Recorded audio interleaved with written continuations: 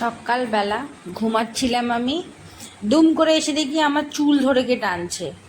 তারপর দেখি আমার হাত চিবোচ্ছে, পা চিবোচ্ছে, সর্ষে ডাঁটা হাত, লাউ ডাঁটা পা, এইসব বানিয়ে দিয়ে কে চিবোচ্ছে, কামড়াচ্ছে, আঁচড়াচ্ছে।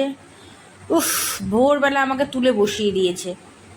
হঠাৎ করে দেখি মানে খেপে মেপে গেছে, কি হয়েছে জানি না, কামড়ে কুমড়ে আঁচড়ে আমার গোটা হাত পা একদম রক্ত বের করে দিয়েছে।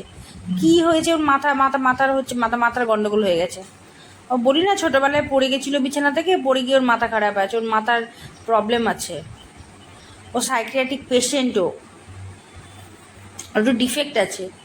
কি করছে মানে তেড়ে মেরে, উফ বাবারে, মানে এগুলো তো মানে বোঝা যাচ্ছে না যে ছুটে এসে খালি হাতটা ধরছে, আমার হাতটা কেটে রক্ত বেরোচ্ছে।